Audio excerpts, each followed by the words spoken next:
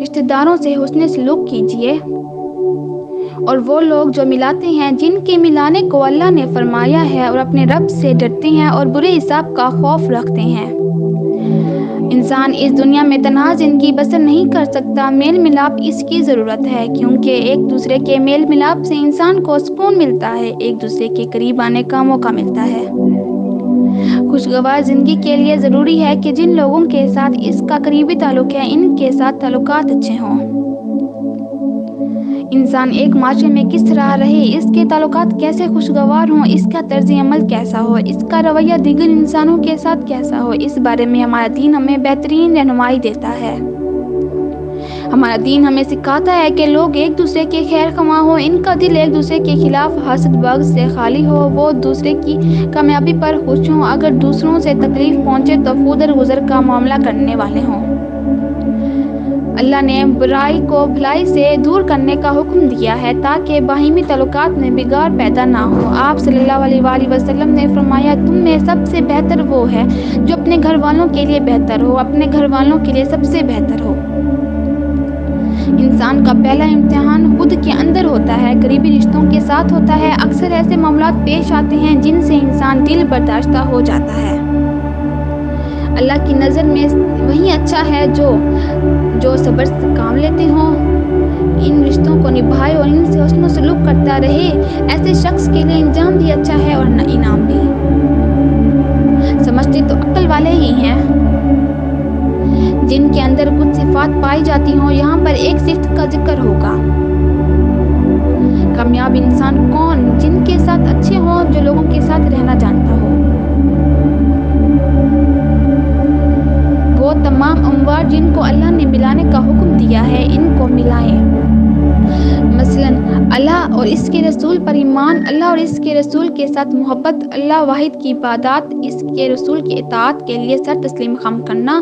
انسانوں میں سب سے پہلے اپنے ماں باپ کے ساتھ اپنے عمل سے اچھا سلوک کریں، صلہ رحمی کرنا، قریبی رشتہ داروں کے ساتھ حسن سلوک کرنا، اپنے گھر والوں، دوستوں، ساتھیوں، غلاموں، دین اور دنیا کے قابل ادائیگی کے ذرائع حسن سلوک سے پیش آنا۔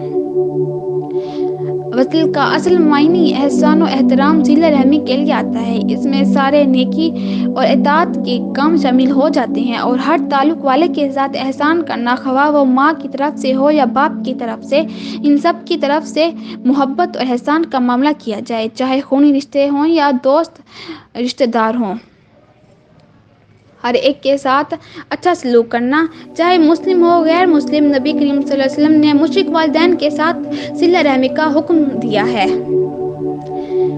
اور اپنے رب سے ڈرتے ہیں اور برے حساب کا خوف رکھتے ہیں۔ خوف اس لیے رکھتے ہیں کہ ہم سے اپنے فرائض ادا کرنے میں کہیں کوئی کوتاہی نہ ہو گئی ہو، شدید حساب اور قیامت کے دن کی ہولناکیوں سے ڈرتے ہیں۔ برے حساب سے مراد برکت کہتے ہیں کہ مجھ سے ابراہیم نے پوچھا، کیا تم جانتے ہو کہ برا حساب کس کو کہتے ہیں؟ برا حساب وہ ہے جس میں ہر چیز کی پوچھ گچھ کی جائے اور پورا احتیاط کیا جائے، معاملات کا اور عبادات کا، اور اس میں تنقید بھی ہے، اور جس سے یہ حساب لیا گیا اس کو تو عذاب دیا جائے گا۔ اس آیت میں اللہ کے لیے خشیت کا لفظ آیا ہے اور آخرت کے لیے حساب کے لیے خوف کا لفظ آیا ہے۔ خشیت اور خوف میں فرق۔ خشیت میں تعظیم بھی شامل ہوتی ہے۔ بعض علماء کہتے ہیں کہ خشیت سے مراد شدید ترین خوف ہے، کہ اللہ سے بہت زیادہ ڈرتے ہیں۔